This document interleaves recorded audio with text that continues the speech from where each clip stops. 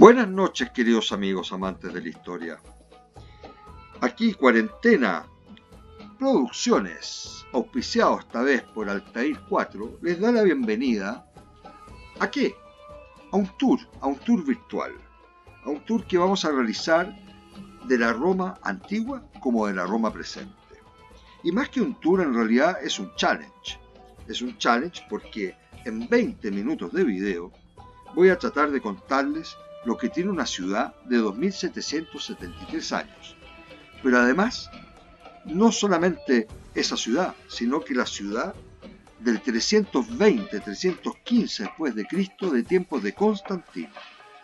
La ciudad imperial que ya llevaba a su haber más de 1000 años de historia.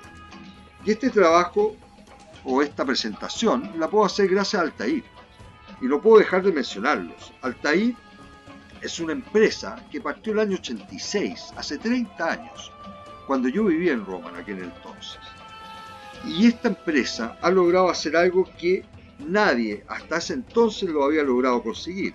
Es más, fueron los primeros en Italia, pioneros, en enfrentar de un modo sistemático los problemas de la reconstrucción arqueológica virtual. ¿Y eso qué significa? Significa que en este trabajo hay arqueólogos, hay historiadores, urbanistas, arquitectos, geólogos y espeleólogos. Y todo este trabajo se basa en otra gran obra de un gran personaje y arqueólogo italiano, que se llama Rodolfo Lanciani. El Lanciani, nada y menos, es el que hizo la Forma Urbis Rome, que es un trabajo magistral que yo tengo el privilegio de tener, que son 46 tablas a color de la Roma, de las excavaciones de la Roma antigua, que van desde el 1893 hasta el 1901. O sea, la representación cartográfica de la Roma antigua realizada por el Lanciani, podríamos decir, constituye ya un monumento en su género único. Yo podría decir que no hay ninguna otra ciudad que posea una cartografía de este modo. Y en la medida que avancemos van a ir entendiendo por qué. No los quiero aburrir más, así que partamos con nuestro viaje. Vamos a partir, obviamente, con un mapa genérico, y lo paro acá un segundo. Yo voy a ir parando y usando el mouse. No voy a ser muy académico, quiero ser más lúdico hoy día y contarles en este tour, que es un tour además. No vamos a poder pararnos a tomarnos un café, pero van a tener que aguantar mi cantidad de datos y anécdotas que yo voy a tratar de darles en este tiempo. Qué increíble pensar que donde está la O, donde dice Roma, y la O, que ahí está Roma más o menos, un lugar como este punto, una ciudad que partió de la nada prácticamente, haya logrado lo que ningún imperio, ninguna monarquía, ningún sistema hasta la fecha había logrado. O sea, que todos hablaran un mismo idioma, que todos pudiesen pagar con una misma moneda y viajar por los mismos caminos. Si eso no es globalización, díganme ustedes lo que es.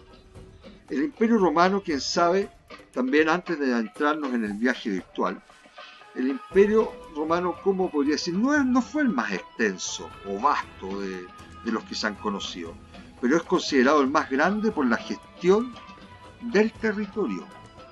Así es, la organización sociopolítica y la importancia que adquirió para la historia de la humanidad. Así de simple. Y partamos. Vamos a partir por el Valle del Coliseo, donde vamos y vemos que destaca el anfiteatro Flavio. Vamos a parar un segundito ahí, cuando esté reconstruido. Punto. El anfiteatro Flavio. El anfiteatro Flavio. Flavio porque se llama Flavio, porque fue una dinastía. Los Flavios fue una dinastía que reinó 27 años, 3 tremendos emperadores, Vespasiano, Tito y Domiciano. De hecho, el Coliseo, esto es como se podría, la primera etapa de la edad imperial. Habían existido pocos emperadores antes, muy famosos, los primeros 5, que son los Julio Claudio, que gobernaron por 95 años, Augusto, Tiberio, Calígula, Claudio y Nerón, y después vinieron 3 emperadores en un año hasta que llegaron los Flavios. Y Vespasiano, Tito y Domiciano, aunque Domiciano terminó muy mal, fue un tremendo emperador también, y en la medida que avancemos les voy a ir contando.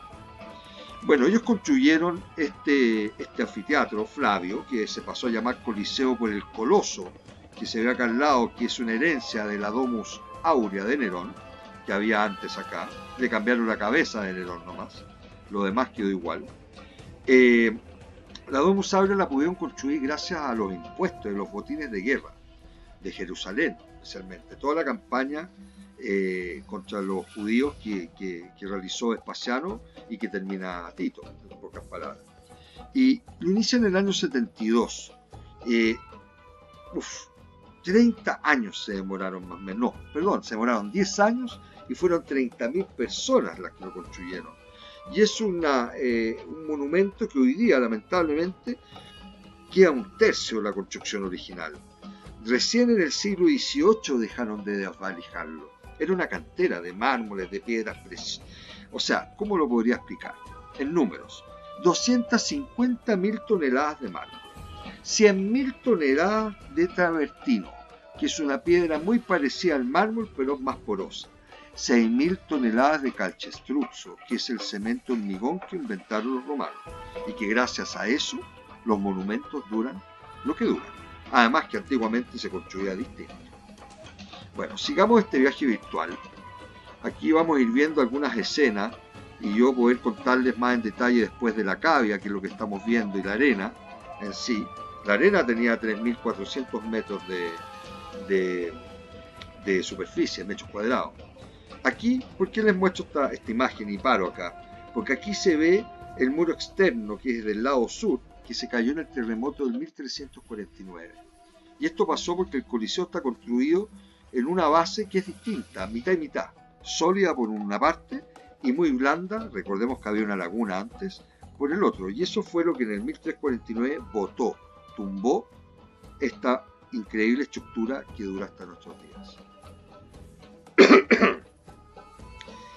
También voy a aprovechar acá, porque esta reconstrucción aquí me encanta, y se puede ver muy bien. Imaginemos que estos son puros mármoles, mármoles finos, como el travertino, pero aquí lo que están viendo son los 3 pisos, con las 80 estatuas que habían en las arcadas respectivas.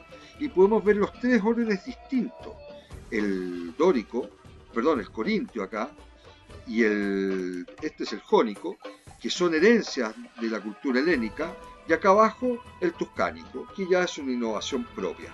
Los romanos le deben mucho a Grecia, obviamente. Roma sin Grecia no hubiese sido Roma. Así de simple. Este anfiteatro era el más grande del imperio. Habían cientos de anfiteatros en el imperio. Cientos.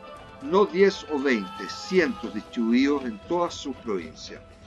Podía albergar alrededor de 65.000 personas. Y ese cálculo es el cálculo más razonable. Si ustedes escuchan más, ya es un poco mula. Y eran 80 filas de gradas. Y es en base a eso que se hace el cálculo. Y más adelante les explicaré por qué. Seguimos este viaje.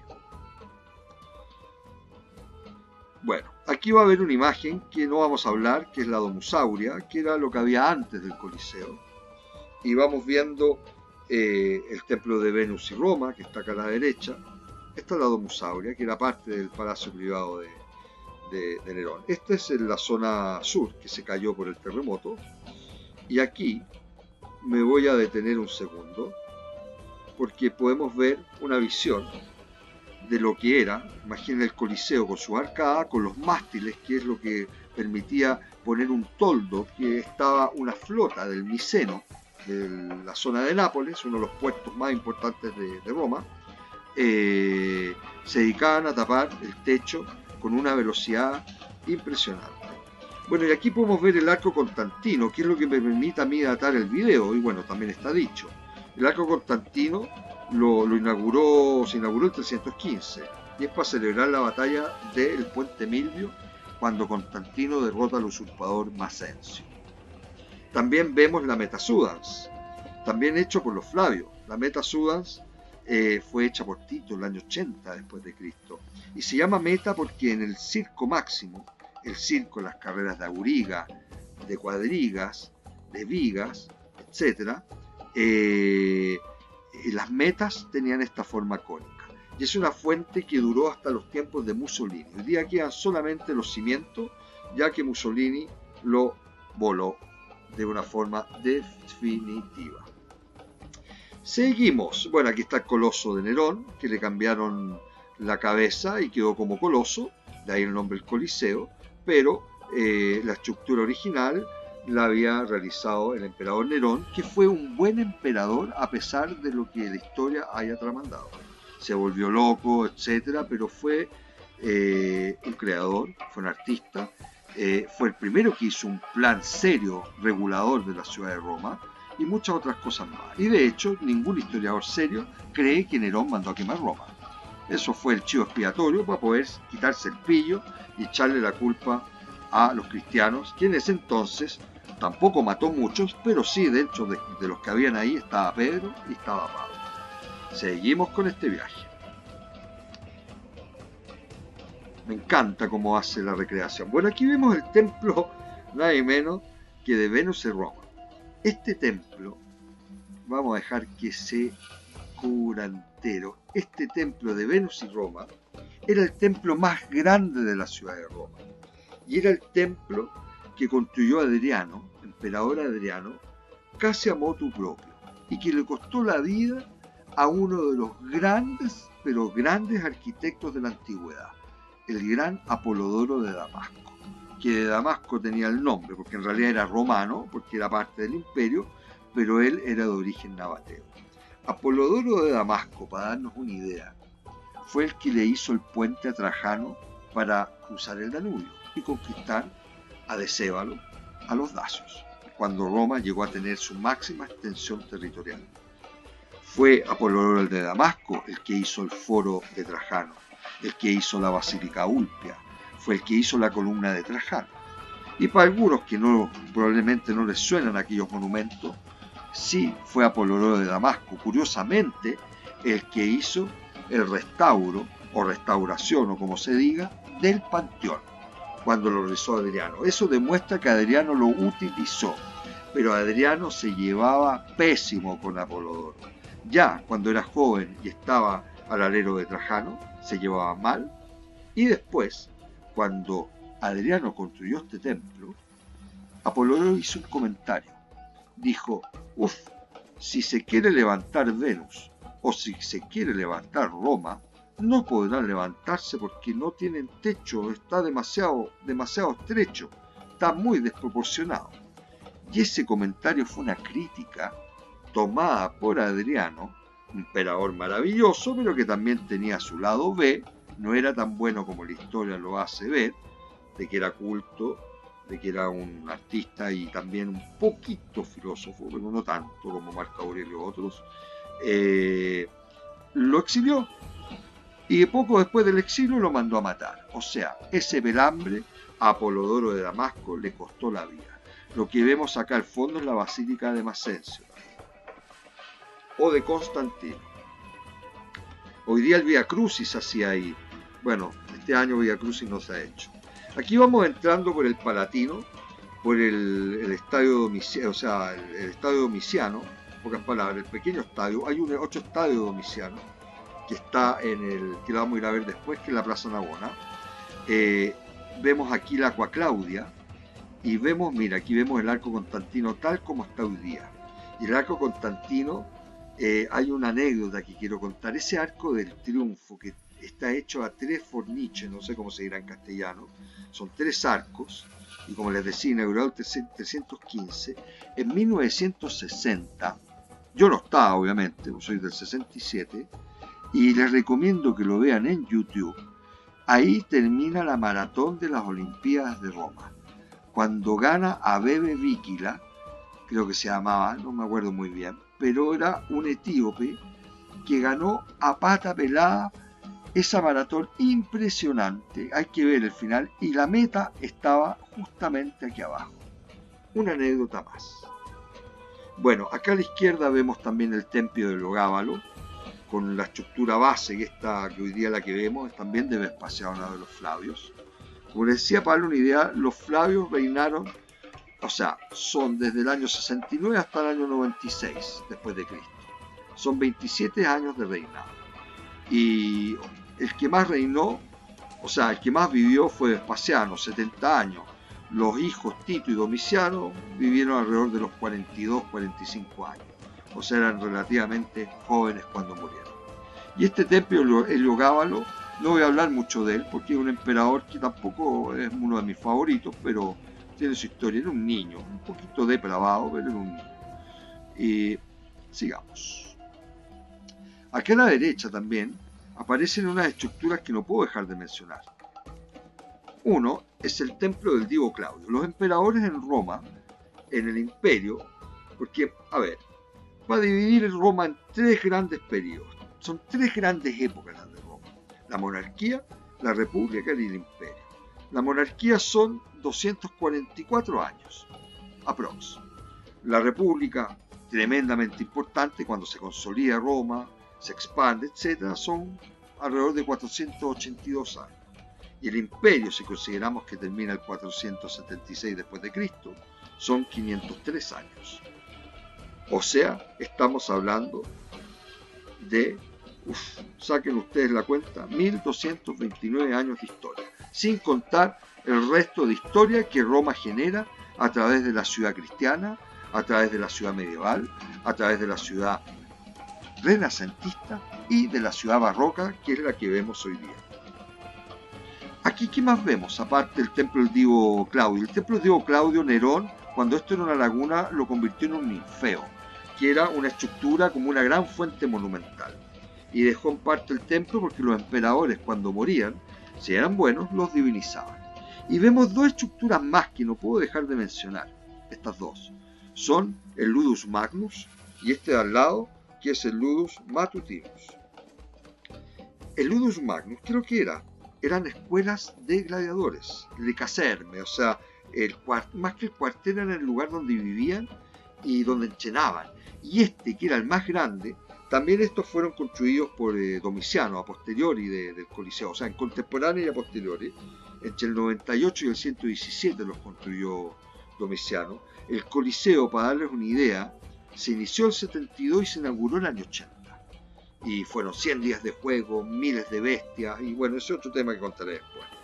Pero bueno, volviendo a los Ludus, habían 4 Ludus: el Ludus Magnus, que vemos acá, el Ludus Matutinus, que es el que se dice donde se entrenaban las venaciones. Las venaciones eran las casas de animales que se representaban acá en el Coliseo, como también estaba la Damnatio ad Bestias, que eran las ejecuciones capitales que se recreaban en el Coliseo.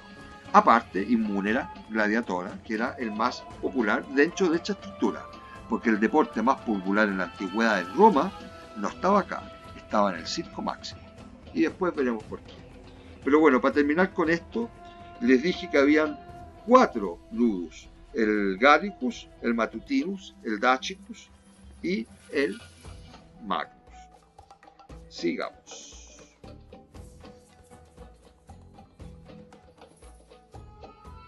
Bueno, aquí vamos entrando por el Coliseo, por la parte, digamos, la Vía Lavicana. Aquí podemos ver el velarium que la flota del Miceno instalaba y desinstalaba. Y aquí vemos lo que les contaba en un comienzo, la base de la planta del Lanciani. Eso es la planimetría que él realizó hasta el 1901. ¿Y por qué paré aquí? Porque esto que ven acá es el Teatro de Marcello. Todo lo negrito es lo que está excavado en 1901 de tiempos imperiales. Cambian los matices de colores que aquí no se ven, pero también te dicen que hay excavado de tiempos republicanos como anteriores. Y todo lo rojito es la Roma del 1901. Y aquí, donde ustedes ven el pórtico de Octavia, el Teatro de Marcello, está Piazza Campitelli. Aquí me tocó vivir a mí. Tuve el privilegio de vivir aproximadamente un poco más de un año en un convento maravilloso que me alojaban mientras yo estudiaba, al medio de la arqueología misma. Bueno, y aquí vamos con el Lanciani, viajando, volando a la zona, yo parezco un dron, a la zona, la única zona plana de Roma. el Campo Marzio, el Campus Martialis, porque todo lo demás eran colinas. Sabemos las 7 colinas, no me voy a entrar en detalle. Y el Campo Marzio hoy día es donde está la joya del patrimonio barroco, el patrimonio renacentista. Si pueden ver acá, antes de que cambie de reconstrucción, aparte, miren esta figura. Esta figura, ¿qué es lo que muestra? Es uno de los legados más increíbles de cómo la arquitectura clásica romana queda plasmada en la ciudad actual. Pero aquí, ¿qué vemos? Mira, vemos la Chiesa Nuova, vemos el oratorio de Filipensi, esto es del Borromini, este es Santa María del Apache, donde está el Chiostro del Bramante. Después, aquí tenemos Santa María dell'Anima, donde está el Pontificio Instituto Teutónico. Pura joya, el Palazzo Braschi. Sigamos.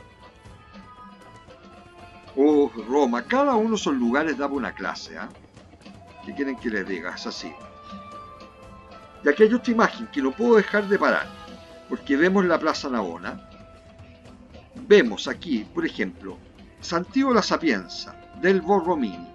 Aquí, en esta iglesia San Luis de los Franceses y en esta otra, que no se alcanza a ver la fachada porque está de lado, que es esta, que es Santo Agostino, tenemos de las joyas más increíbles del Caravaggio. Tenemos la vocación de San Mateo acá adentro, el San Luis de los Franceses, tenemos el martirio de San Mateo y San Mateo, y acá en estos de iglesia San Agustín tenemos a la Vergine dei Palafrenieri o la Virgen de los Peregrinos, como se le conoce. También hay un mural hecho por Rafael, hay una escultura del Salsovino, y vamos, Roma es así. Como acá, este hoyito que hay acá es el famoso Palazzo al Temps, parte del circuito de los museos nacionales romanos, con colecciones de los Ludovici, una familia increíblemente rica de antaño, que hizo una de las colecciones más bellas que se pueden ver en Roma. Y si nos vamos a este otro lado, tenemos otro claustro del Bramante, pero en el Palazzo de la Cancellería. Esto es propiedad del Vaticano hoy día. ¿Y qué más anécdota? Antes de adentrarnos en la Roma, digamos, imperial, esto es una excepción a la regla. O sea, un estadio de estilo helenístico en Roma es una excepción, porque los romanos no eran muy apasionados a los juegos, digamos, antiguos. ¿Y por qué? Porque sí, Domiciano era fanático y él creó unos juegos que se llamaban Certamen Capitolino Jovi, los agones, como los llamaban, que eran cada 5 años donde hacían todas las carreras de estilo helénico, las que venían de la Olimpiada, las carreras, la medida del estadio son 600 pies, pero a los romanos no les gustaba en realidad. O sea, Domiciano los apreciaba, pero los romanos los consideraban, podríamos decir, inmorales, inclusive poco viriles, porque eran poco duros y no eran violentos. De hecho, se trataba de un conjunto heterogéneo de competencias deportivas y artísticas en donde la vestimenta, podríamos decir, era más o menos lasciva. Por eso a los romanos les gustaba, de los griegos les gustaba el pugilato, les gustaba el pancracio, les gustaba donde se sacaban la cresta, en pocas palabras. Entonces, este estadio fue el único en estructura sólida que se construyó en Roma. Augusto y Julio César, antes que Augusto, hicieron también juegos griegos, pero lo hicieron en estadios provisorios con andamios y nada permanente como hizo Domiciano. Y aquí hay otra anécdota, Agones, yo le dije en Agones, Santa Piazza Navona in Agone, Agones, Agone, Inagone, Navone, Navona. De ahí viene el término Navona. Yo he leído bastante, debo reconocer, sobre estos temas y he escuchado otras versiones, pero la versión más fidedigna es esta. Sigamos. Bueno, mire, ya que estamos aquí a mitad, estamos viendo que están las fuentes del Neptuno acá, por un lado, y la fuente del Moro, que está al otro lado, la fuente de los 4 ríos, que no se alcanza a ver, la gran fuente del Bernini. Y aquí yo quiero hacer una excepción y adelantarme al barroco, porque todos hablan del Bernini en la Plaza Navona. La Plaza Navona es un símbolo del barroco romano. Tú tienes al Bernini, tienes al Borromini, tienes al Rainaldi, tienes a Cortona, tienes también al Giacomo della Porta. Todos esos están en la plaza, y muchos más. ¿Y por qué digo eso? Porque la gran fuente de los 4 ríos del Bernini El director de orquesta fue el Bernini, pero Bernini no esculpió ninguna de las esculturas, las diseñó en parte. De hecho, el Nilo lo hizo el Fancelli, el Gange lo hizo el Poisson, el Danubio el Antonio Raggi, el Baratta hizo el Río de la Plata. Es más, toda la figura grotesca o la caverna que hay en mármol, que es del 1648 más o menos, lo hizo el Franchi. O sea, ninguna de esas esculturas fue hecha de pulso del Bernini, son diseños del Bernini. Y el obelisco egipcio no es egipcio, es romano, copia egipcia. Y lo trajeron del estado Macencio en el 1647, pero aquí no lo vemos. Bueno, estas dos fuentes, la del Moro y la del Moro fue diseño del Bernini, y la del Neptuno no, pero fueron hechas por Giacomo della Porta, un tremendo arquitecto y escultor que embelleció Roma de una forma increíble junto al Papa Sixto V. Sigamos, aquí vemos lo que era la estructura del estadio. 275 metros de largo, aquí vemos la recreación, pero 275 metros de largo era, 106 de ancho, 30.000 espectadores. Wow. Diocleciano, mira, como les decía, él era un buen emperador. Tenía 30 años más o menos cuando asumió y gobernó por 15, con mucha pasión, hasta que lo asesinaron los senadores y le declararon la memoria maldita, la damnatio memoria. Pero esos son temas políticos y él, aunque terminó mal, urbanísticamente hablando, fue tremendo. Y aquí nos vamos a otro lugar maravilloso de Roma. Uno de los lugares favoritos de mi familia. De hecho, mi hermano, cuando fue hace poco a Roma con su familia, se alojó acá al lado. Se alojó en la plaza, Campo di Fiori. Vemos esa sombra en medio, es la estatua de Giordano Bruno, este monje dominicano que fue quemado vivo acá, porque nunca abyuró, nunca renegó lo que él pensaba. En realidad fue quemado aquí en la esquinita, en la esquina con la vía de Giubbonari, y lo pusieron acá por un tema práctico y también porque la vista directa al Vaticano, a San Pedro, es más directa. Pero el lugar real es aquí en la esquina. Y Giordano Bruno es uno de los tantos personajes de la ciudad de Roma que pasan a ser mitológicos ya. O sea, leyenda más que mito. Y al final tenía razón. El cual no fatto fuori. ¿Y por qué meto esto? Porque aquí nace el teatro más imponente que se logró construir en Roma. Hubo varios teatros en Roma, aunque el teatro en la antigüedad era mal visto. ¿Y qué teatro estamos hablando?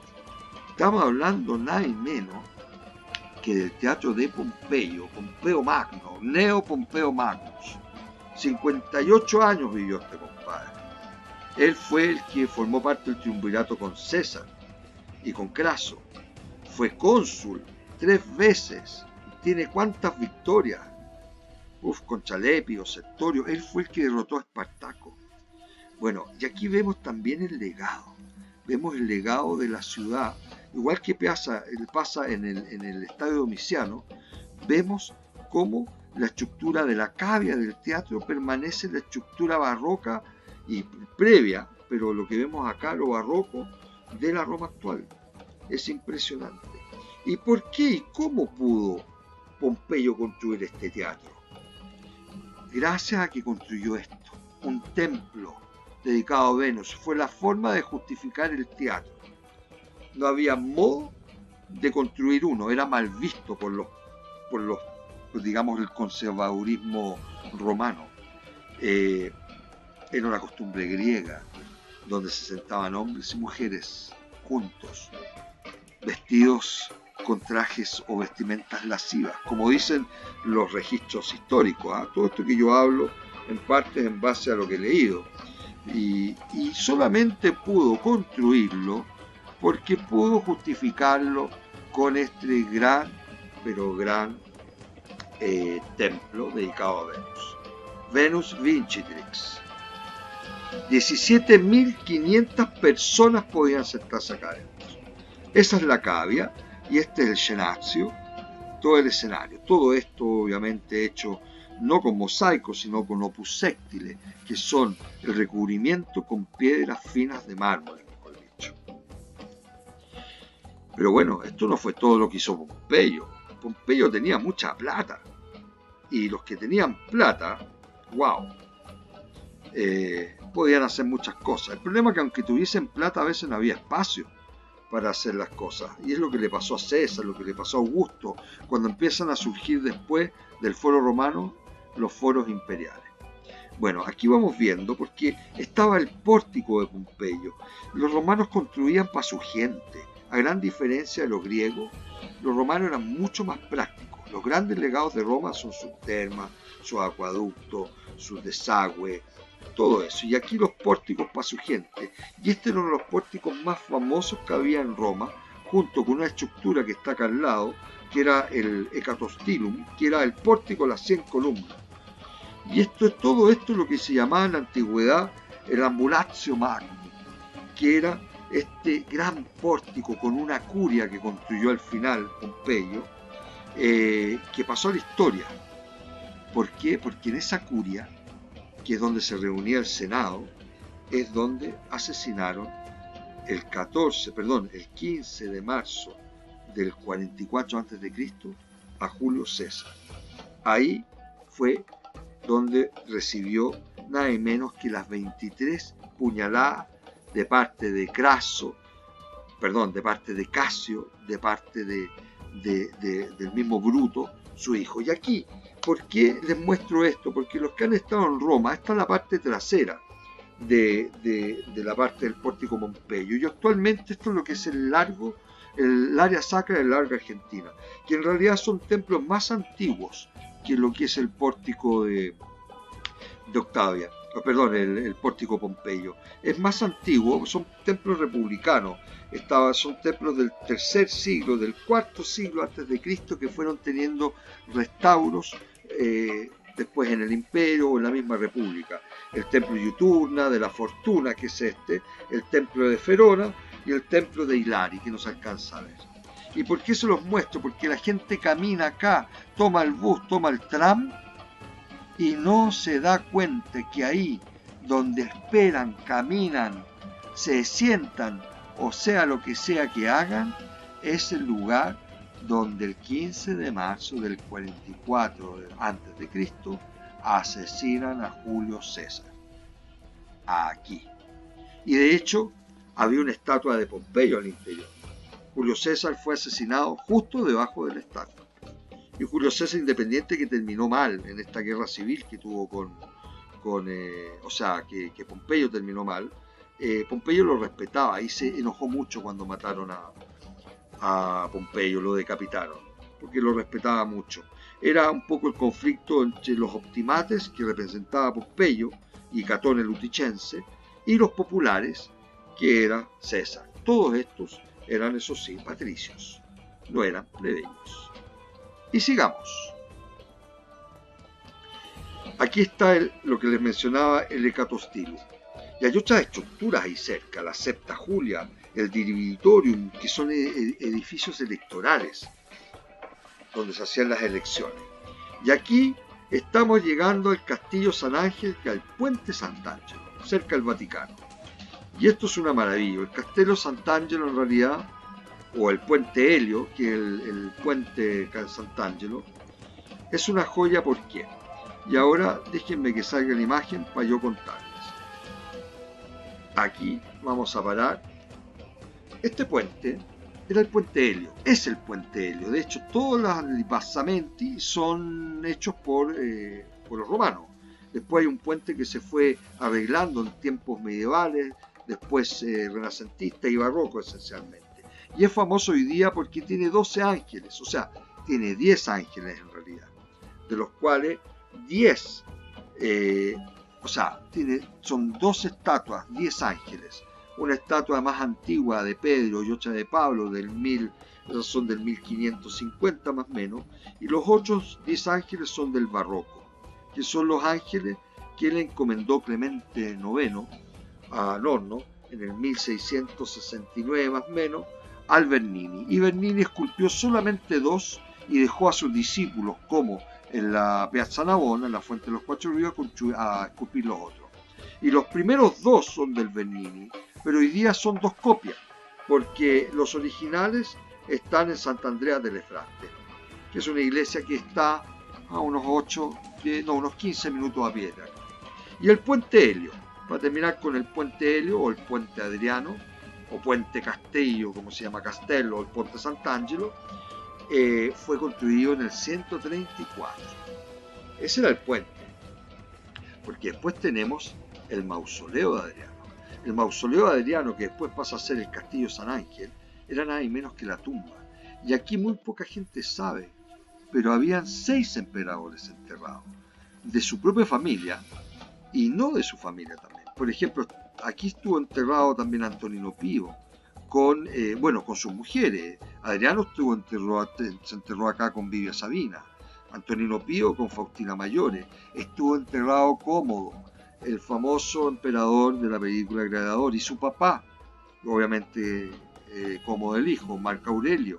Y hubo 2 emperadores enterrados acá, 3 en realidad, uno que no duró nada, reinó, pero lo mandaron matar, de los severos, tremendos emperadores. Uno que es Septimio Severo y el otro que es Caracalla, su hijo, y Getta. También estaba Julia Domna, que es la mujer de Septimio Severo y fue, quien sabe, una de las mujeres más importantes de la antigua Roma. Y este mausoleo hay que pensar que tiene un nombre el arquitecto. Son pocos los arquitectos de la antigua Roma que llegó el nombre. Y este es Demetriano. Tenemos 2 hasta el momento, Apolodoro de Damasco y Demetriano. Pero en general no quedan registrados los nombres de los arquitectos. Y tampoco muchos de los pintores. Bueno, es una base cúbica, cubierta estaba antiguamente por una capa de mármol lunense. El mármol lunense es el mármol fino de estatuario de Carrara. Luni era la localidad en Carrara de donde sacaban el mármol los romanos. Y el tambor está hecho, toda la base, digamos, en peperino, que es una roca volcánica, y también en opus cementizia, que es este cemento que inventaron los romanos a través de, aquí vemos una opus quadrata. Los romanos llamaban a sus construcciones opus. Opus quadrata, opus sectilis, opus reticulatum, opus cementitium, opus lateritium, etc.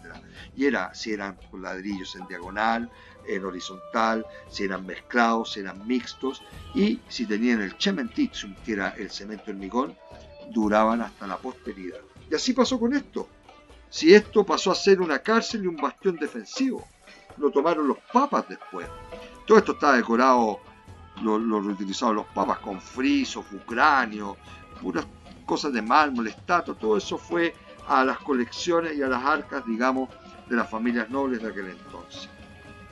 Bueno, pero aquí podemos ver que este castillo, o sea, este mausoleo, al convertirse en castillo, eso pasa más o menos en el 1365, y lo diseña un gran arquitecto, que es Antonio da Zangalo. Se lo encargó nada menos que eso a posteriori Alejandro VI Borgia. Le manda a hacer una enchuladita, digamos así, al castillo San Ángel. Y esto es una parte muy interesante.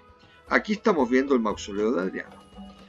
Este es un naumachiorum, un lugar, un complejo deportivo, llamémoslo así, o de espectáculos que se recreaban batallas navales. Habían varios en Roma, pero no los voy a aburrir ahora con eso, porque eso amerita una clase aparte de lo que eran los juegos en la antigua Roma.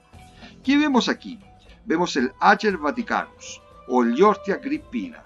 ¿Por qué Agrippina? Porque Agrippina era la nieta de Augusto, y aquí vemos el circo de Calígula, que era el hijo de Agripina. Y lo termina en realidad Nerón, por eso se llama el circo de Nerón.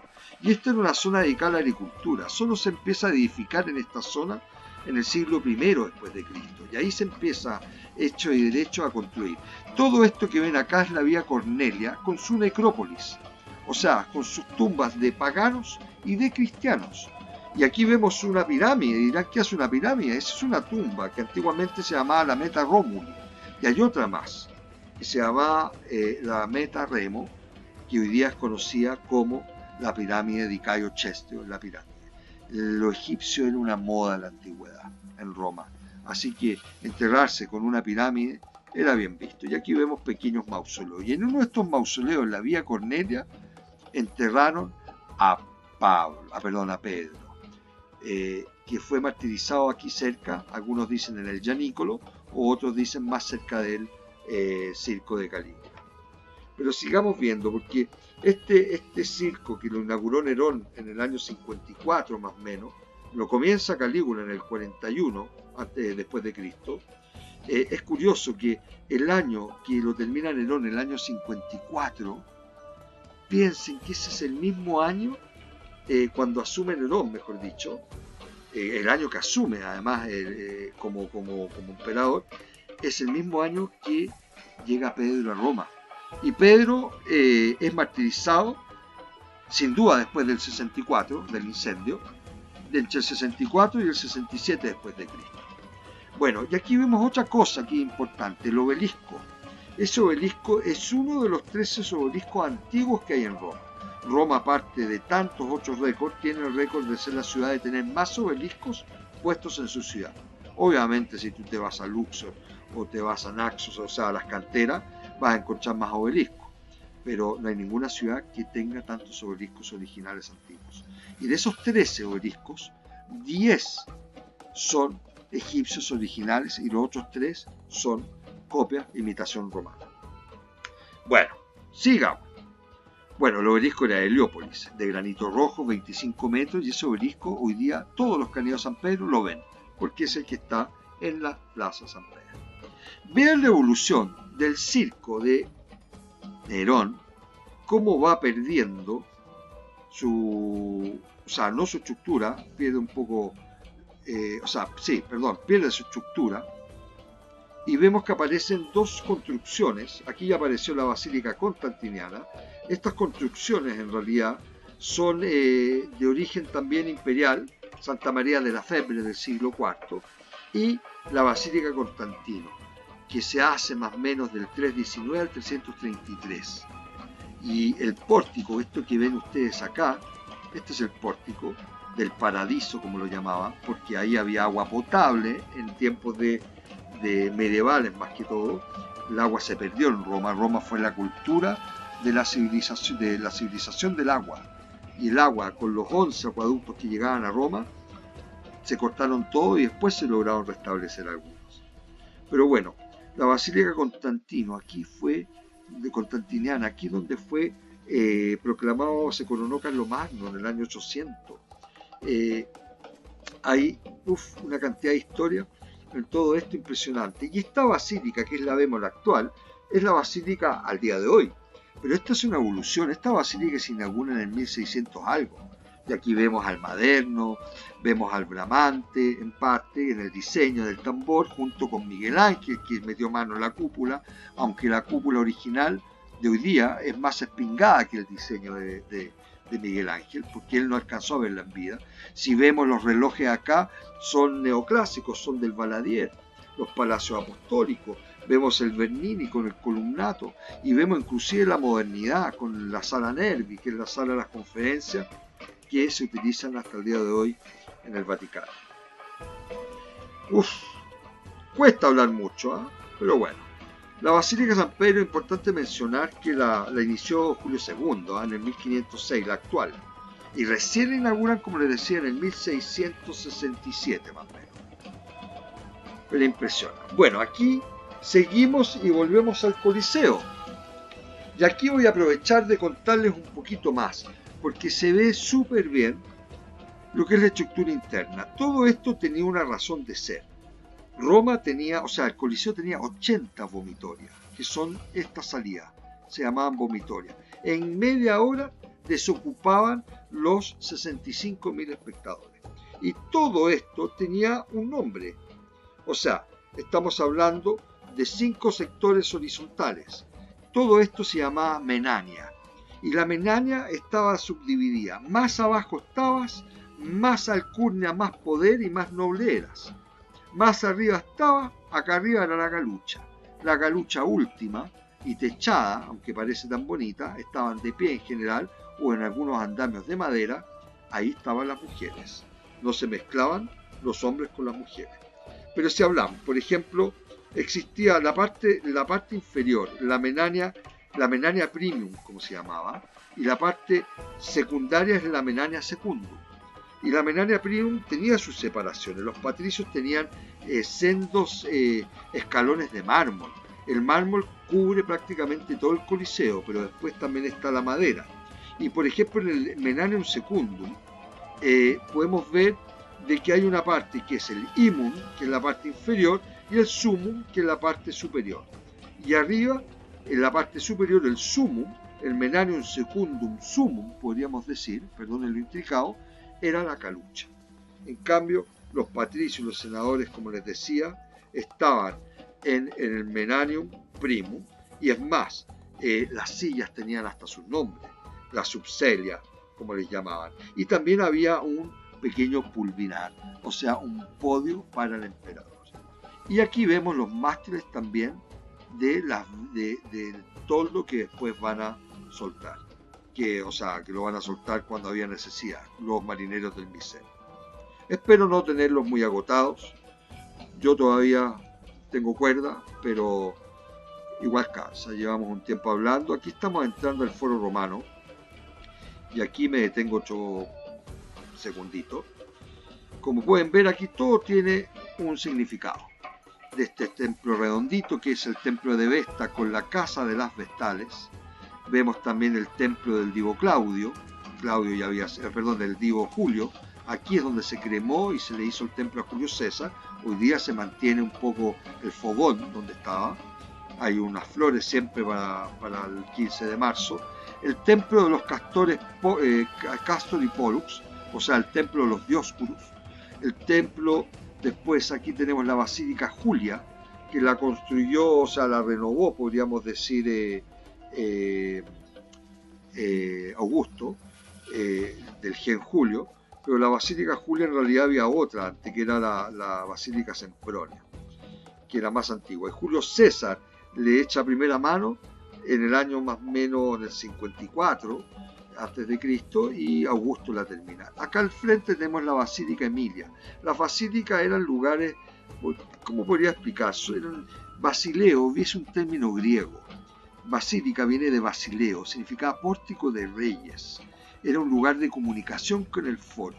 Era el lugar, podríamos decir, las basílicas, o sea, de comunicación, transición, era el lugar para tratar los negocios también, para sanar las controversias y administrarlas con la justicia. Ese era el concepto de las basílicas. Pero bueno, esas son las basílicas. Aquí tenemos la Curia Julia, aquí tenemos el Templo de la Concordia, tenemos el templo de Vespasiano y Tito, tenemos el templo de Saturno, aquí funcionaba el erario, y este es el corazón por excelencia de Roma. Aquí tenemos los comicios, tenemos el rostra, con las columnas de honorificencia, o sea, honoríficas, que ahí se ven los rostras, esos puntitos son las puntas de los barcos que se llamaban rostra, y ahí pasaba todo lo que era la cultura cívica de la Roma antigua. El foro era la plaza, el ágora griego, solo que el romano la desarrolló mucho más. El romano hizo cosas que los griegos no hacían. Los griegos no se preocuparon de lo práctico, que eran las alcantarillas, que era para pavimentar las calles. El romano al revés, se preocupaba de lo práctico. Y es más, todo eso lo había hecho. Alcantarillas, pavimentar las calles, etc. Sigamos. Aquí también al lado está lo que es el cárcel marmentino o el turiano, como se llamaba. Esa es la última estructura que se construyó en el foro, la columna de foca. Y atrás vemos el tabularium. El tabularium que es la parte trasera de la Municipalidad de Roma, de la piazza del Campidoglio. Aquí vamos a parar un segundo. El tabularium es un tremendo monumento que era donde se guardaban le tabule, o sea, las tablas de la ley y los archivos. Y se empieza a construir el actual, el que se ve ahí. El resto es del 78 a.C. Vemos el arco de Septimio Severo, tremendo arco. Aquí está borrado el nombre de Yesta, Caracalla lo mandó borrar. Ahí vemos los rostras. Si los que vieron el ficus ruminalis, todo tiene un significado, el higo. Pero no voy a entrar en el detalle ni en la mitología, porque esto, recordemos, es un tour que ya se nos está yendo fuera de las manos. Llevamos 49 minutos y siento que tengo mucho que hablar todavía. Pero bueno, vamos viendo de a poco. Y aquí sí voy a parar. Bueno, llevo parando una vía parece, pero bueno. ¿Por qué paro aquí? Porque aquí ustedes pueden admirar realmente de una forma magistral lo que fue la Roma de los foros imperiales. La Roma tanto, ¿cómo podría llamarla? Se me cayó, bueno, no me, la Roma, vemos aquí, por ejemplo, los foros, el foro romano, el foro que se construyó durante la República y fueron haciéndole manito gato durante el imperio. Todos los emperadores arreglaban algo y dejaban su nombre al foro romano, o sea, al monumento en particular. Pero lo que surgió después, vino el foro de César, que no se alcanza a ver, ahí se ve la punta del templo, vino el foro de Augusto, que es este de acá, vino el foro transitorio o llamado de Nerva, y vino el foro de Trajano, que es tremendo, con la Basílica Ulpia, la más grande de la antigüedad, con sus bibliotecas en griego, sus bibliotecas en latino, los mercados de Trajano, el pórtico de Trajano, y se ve la punta de la columna de Trajano. Nada y menos. Y esto, hasta el día de hoy, digamos, queda una parte. Todo esto se borró cuando se hizo la vía del imperio, de los foros imperiales, donde Mussolini arrasó con todo eso. Pero si vemos en orden, por ejemplo, el primer foro de los imperiales, primero el foro romano, después vemos el foro de César, que es este, que es del 46, después se construyó el foro de Augusto, que es este que va hasta el fondo, con el templo de Martur el Vengador, que lo vamos a ir después, que es el foro, ese es del año 2 antes de Cristo. El tercero es uno que no se alcanza a ver, una parte aquí, que es el foro de la Paz, que es del año 75 después de Cristo, y eso lo construyeron los Flavios, nada menos, Vespasiano de nuevo. Y después el cuarto foro es el transitorio de Nerva, este que se ve acá con las estatuas, es del año 98 aproximado después de Cristo. Y el último, el quinto, es todo esta tremenda mole del foro de Trajano, con su basílica, con su pórtico y sus mercados. Eso es lo que constituye los foros imperiales. Aquí se nota como el arquitecto romano, más que un arquitecto, más que un artista, era un ingeniero. Y aquí los romanos no se preocupaban de la forma, de las líneas, como decían los griegos. Para ellos el tema era el volumen. Y aquí se puede ver. Y aquí podemos ver una parte de ese templo. ¿Qué será? Dicen ustedes. Ese templo donde está Santa María en Araceli hoy día. Es el templo de Mónetas. El Campidoglio tenía una depresión y dos alturas. La depresión es donde está la estatua de Marco Aurelio y la entrada a los museos, la piazza del Campidoglio, diseñada por Miguel Ángel, y las alturas son el Arx, que es este de acá, donde está Mónetas, y el Capitolium, que es donde está el palacio, donde está el museo del Campidoglio, en sí uno de las alas, con el Palazzo Caffarelli. La zona plana se llamaba Asilo. Sigamos. Esto era lo que era el Comicio, esta zona acá, una de las zonas más importantes de la antigua Roma.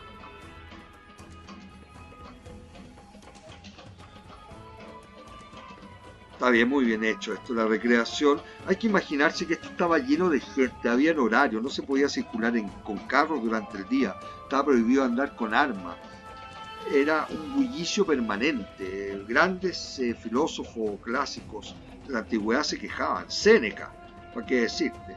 Y aquí tenemos una visión bien especial, porque tenemos la vía sacra, ¿no es cierto?, que llega allá hasta el templo de Venus y Roma, la Basílica Macencio, la Basílica Emilia, el templo del Divo Claudio, los rostra por este lado y los rostra también por este, y las columnas honoríficas.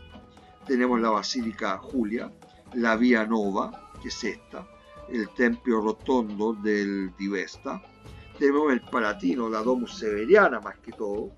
El Palatino se divide en distintas áreas dependiendo de los emperadores, el legado que fueron dejando. Y vemos la Curia, nada menos que la Curia Julia. Esta es la Curia que construyó César y la terminó Augusto. Antes aquí había otra, la Curia Hostilia, como se llamaba. Estamos hablando de esta que es del año 29 antes de Cristo, pero lo que vemos acá es del 63 después de Cristo. Y se salvó, su estructura original se salvó porque se convirtió en iglesia. La convirtieron en Santa Adriana al Foro en el año 630 después de Cristo. Como hay otro templo acá de Antonino y Faustina, que también se salvó por ser declarada nada y menos que iglesia. Bueno, nos queda un ratito. Se me va a acabar la música, lo siento, así que voy a tener que seguir a capela. He hablado más de lo que yo creía que iba a hablar, pero ya el Foro Magnum es un tema. Bueno, el foro mismo o sea, aquí vamos a entrar ahora en el Foro Romano a una de las basílicas, que es la Basílica Emilia. Es una de las grandes basílicas, la mandó construir un censor, Marco Fulvio Nobiliore, y la construyó, en realidad la terminó Marco Emilio Lépido, por eso se llama Basílica Emilia, en el 78 a.C. Y tenía 3 entradas, 4 naves, del 179 es la inauguración en sí, original. El 78 es cuando la enchularon, y era como de 70 metros por 29, y todos estos suelos estaban hechos en opus sectile. Esas mármoles, el cómo componían los mármoles, los suelos, las paredes, aparte los mosaicos, era una cosa sublime. Y aquí tenemos una vista increíble, bueno, se me pasó, de los foros imperiales, donde se veía el foro dinero, etc. Aquí estamos yéndonos al foro de César. El foro de César fue el primero que construyó, y como podrán ver, con un templo y con una estatua de él, el 46 a.C. Ese es el templo que dedicó en la batalla de Farsalo a Venus Generadora, Genitrix, cuando derrotó a Pompeyo. Aquí seguimos y volvemos a el Coliseo, el templo de Venus y Roma. La próxima vez me debería preparar un guión, pero si yo me preparo un guión me pongo muy mecánico y me fluye menos, pero sin duda que tengo que implementar esa técnica de contar un poco más. Y aquí nos fuimos a uno de los foros de Imperial, el foro de Augusto. Tremendo foro.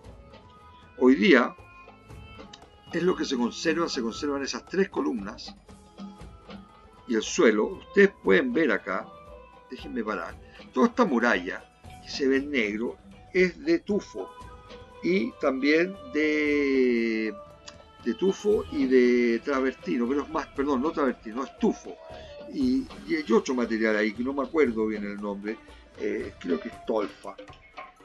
Bueno, resulta que esos materiales son antiignífugos, no se permite que el fuego pase, porque atrás de este templo, de este foro, está el peor barrio de Roma, y Roma se pasaba quemando día por medio. Está el barrio de la Suburra, donde nació Julio César. Y este foro, este pequeño foro de Augusto, lo construyó, lo inauguró el 2 a.C. para celebrar cuando había derrotado en la batalla de Filipi. Octaviano, todavía no es Augusto, el año 42 a.C., derrotó a Bruto y a Casio, a los cesaricidas. Y él hizo un voto: yo voy a hacer un templo, el templo de Marte Vengador, nada menos. Y puso toda la simbología, todo el concepto de su gen. Su gen era su familia, su estirpe. No sé cómo llamarlo, el gen Julio Claudio se llama. ¿Y por qué digo eso? Porque este templo se construyó obviamente con su celda, con su pórtico coronado, que es lo que estamos viendo acá, y con 2 exedras a los lados, con unos pórticos, con un arco acá, el arco de Druso, estaba el arco germánico. Aquí habían entrado un pequeño coloso, no como el del Coliseo, pero sí con la figura idealizada de Augusto. Y estas exedras, que son estas figuras semicirculares, con estos suelos que ustedes ven, son suelos en opus sectile, son mármoles finísimos, son rosso antico, chipolino verde, pórfido rosso, llano antico, puros mármoles que son joyas. ¿Y por qué les quiero mostrar este detalle? Porque Augusto, cuando diseñó su foro, quería transmitir no solamente su grandeza, su amor al arte, su sabiduría, también, sino su estirpe. Y aquí en esta exedra, cada una tenía una división. La que estamos viendo ahora representaba a los reyes albanos, a Alba Longa, a los inicios de la fundación de Roma, a Eneas, nada menos que cuando sale en fuga Ahí podemos ver a Eneas cuando está en fuga con su hijo Ascanio y con su padre Anquises. Y todo esto son sumiviri, como se llamaban. Eran personajes importantes e ilustres de la Roma antigua. Al otro lado estaba el mismo concepto, pero la estatua era de Rómulo. Y siguen los sumiviri. ¿Para qué hablar de las estatuas clásicas, de las cariátides? Y todo, mucho de esto a color. Roma era de color, los monumentos se pintaban. Aquí arriba no alcanza a verse, ahí se ve. Pero eran de colores, aparte los colores naturales que daban las piedras mármoles de colores. Por eso Augusto, cuando entregó, estaba por fallecer. Augusto tenía 77 años más o menos cuando murió Augusto. Algunos dicen 75, pero a ver, si Augusto nació el 27 a.C. y murió el 14, si uno saca la cuenta en duro, son 77 años. De hecho, su sucesor, Tiberio, vivió más, vivió 79 años. Después la edad disminuyó, con Calígula que murió a los 29 más o menos, Claudio a los 44 y Nerón a los 31. Bueno, aquí se ve muy bien las dos excéderas a los lados, Eneas por un lado, perdón, acá, Rómulo por el otro. Y todo esto estaba lleno de estatuas que eran los hombres ilustres de Roma, importantes, y sumiviri, como llamaban. Y este que está acá al lado es el foro transitorio, o de Nerva. Acá al medio, no sale acá, pero había una gran estatua ecuestre de Augusto, y adentro en el templo, o sea, este es el pronado, y adentro estaban Venus, Martes y el divo Julio, o sea, Julio César divinificado, o como se diga. Esto, acuérdense, lo hizo Augusto en honor a su padre adoptivo, y con los mármoles más finos, como le decía, el mármol chipolino, etc. Y una cosa antes que siga, el Eneas como Rómulo representaban los valores más importantes para César, los valores de la antigua Roma. ¿Cuáles serían? Eneas representaba la pietas, la piedad, y Rómulo representaba la virtud, que eran los modelos morales de los valores más apreciados por el príncipe. ¿Y quién era el príncipe? César. O sea, Augusto, perdón. César nunca llegó a ser emperador, fue dictador. ¡Wow! Miren dónde llegamos. Las termas de Caracalla. Bueno, yo les hablé hace un momento de que Roma se llamó la civilización del agua. 11 acueductos. ¿Saben cuántas termas llegó a tener Roma? Públicas de este tamaño, 11. 11. Y esta no fue la más grande fue la de Diocleciano, que se construyó después. Pero tuvo también 856 establecimientos privados donde se pagaba un as para entrar. Estos eran públicos. En la mañana, las mujeres, en la tarde, los hombres. Y estamos viendo esta imagen que se repite, que es la Natatio, la gran piscina. Era impresionante esta terma. Aquí cabían 1600 personas por cada turno. Y eran varios turnos al día, o sea, se estima entre las 6.000 y 8.000 personas diarias. Es una ciudad donde había 2 gimnasios, apoditerium, que eran los camarines, estaba las áreas de calor, el calidarium, el tepidarium y el frigidarium, que pasaba a ser la Natatio, que es esta gran piscina con estatuas finas. Hay estatuas maravillosas que están guardadas en Nápoles y en Roma. El Hércules Farnese, después esa estatua, el Hércules, sale de acá. Después están las piscinas, las vascas que están en la Piazza Farnese, también salen de acá. Los romanos inventaron la calefacción de la losa radiante con las termas, calentar las murallas y calentar los suelos. De hecho, las termas, se acabó el audio, lo siento, las termas se reincorporan a Europa cuando vuelven los otomanos. Los otomanos lo reintroducen como baño turco y ellos preservaron esta costumbre. Y aquí voy a detener un segundo porque vemos la invención de los romanos. Todos estos ladrillos hechos con opus cementitium y un lateritium, podríamos decir acá, que es el ladrillo, los romanos dieron distintas medidas a los ladrillos, y ese es el cemento, y todo hueco. Todo esto es una figura, el subterráneo, en Roma se llama hipocausto, los subterráneos. Y los subterráneos, en general, al hacerlo hueco, lo calentaban con este horno que era un prefurnium. Y este horno era el que permitía calentar tanto el subsuelo como las paredes, que la hacían también con estos ladrillos huecos y se iban calentando. Y así los distintos ambientes de la ciudad de Roma, o sea, de las termas de Roma, de cada terma se podían aislar y dar más o menos calor, más o menos humedad. El calidarium, el que era tibio, que era el menos caliente, el primer ambiente caliente, que era el tepidarium, y el frío derechamente, el frigidarium. Era realmente una maravilla lo que lograron hacer, digamos, estos romanos. Imagínense que la altura de aquí de las termas de Caracalla, las termas de Caracalla son del 216 después de Cristo, de la dinastía de los Severos o Antoninas, como las llaman también. Es un edificio que tenía 37 metros, o sea, 12 pisos más o menos. En el Pisco Aventino está construido. Y hoy día yo creo que es el único lugar en Roma antiguo donde la escuela de restauración o conservación han echado mano para evitar que se caigan las torres por efecto de las vibraciones de los conciertos líricos que se han realizado.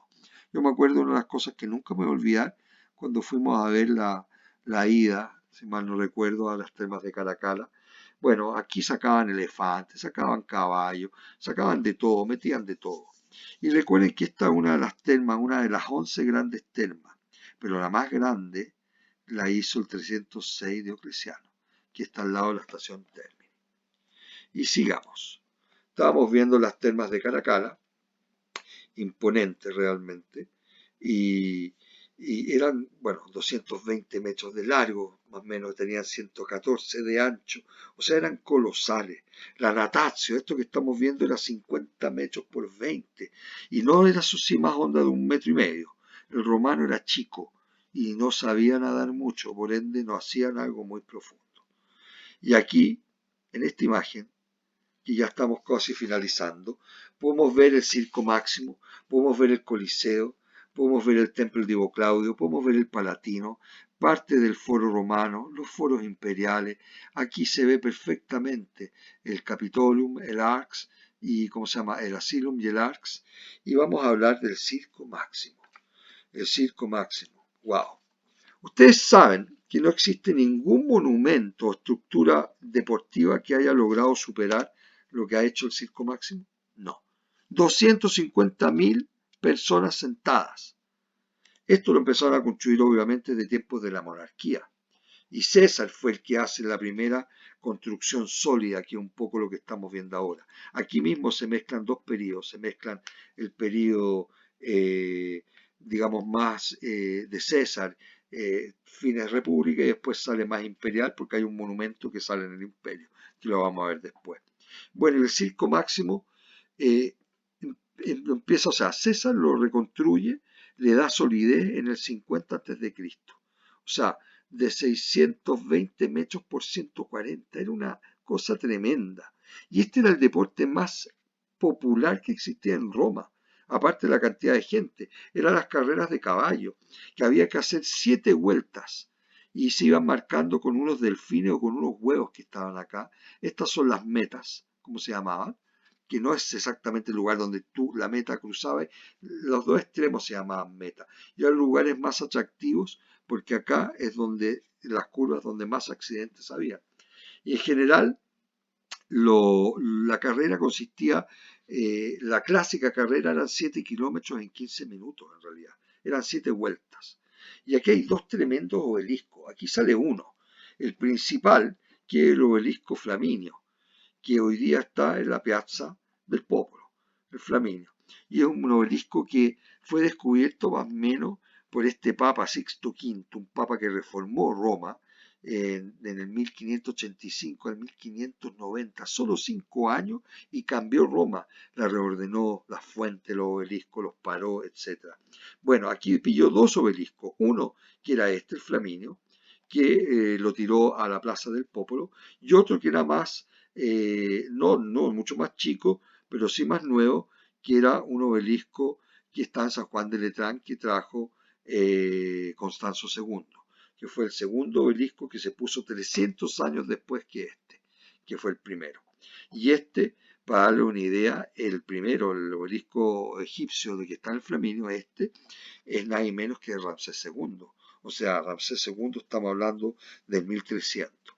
Y como ya les decía, este papa en el 1585 más o menos le encarga a Domenico Fontana: reordéname la ciudad, embellécemela con la grandiosidad que alguna vez hubo. Y eso es lo que se dedicó a hacer. Y hizo un trabajo maravilloso. Toda esta estructura que ustedes ven acá, central, es lo que se llama la spina. Y eso es una de las grandes diferencias que tiene el teatro, o sea, el circo. El circo romano es donde corren los caballos y ese es tipo ovoidal. O sea, es más, no es redondo. El circo que nosotros llamamos hoy día es en la antigüedad. Y el circo que entendemos nosotros redondo como el Coliseo era una arena. O sea, no era una arena, era un anfiteatro. Bueno, y la espina es lo que genera una gran diferencia con la estructura griega. Y también y cárceles. Estas son las salidas. Eran 12 salidas, 12 cárceles, y ahí daban la partida y salían las carreras. El ancho, recuerden, 140 metros más o menos por 620 a lo largo. Sí, era impresionante. Y había también, estaba el pulvinar, que era esto, que era el podio del emperador, donde él soltaba la famosa mappa, que se escribe como mappa en italiano con 2P, pero la mappa era un pañuelo que el emperador soltaba y ahí empezaba la carrera. Y hay un montón de cosas impresionantes. Acá en la esquina habían unos hornos, o sea, no unos hornos, unas bodegas, unas hórreas, que es bueno mencionar porque fue aquí, en el año 64 después de Cristo, donde se inicia el incendio de Nerón. Y también hay acá, que no vamos a alcanzar a ver, pero está aquí, hay una torre medieval, que yo la miré por año, porque acá al frente está la FAO, la Oficina de Naciones Unidas, y tiene una terraza que mira todo esto.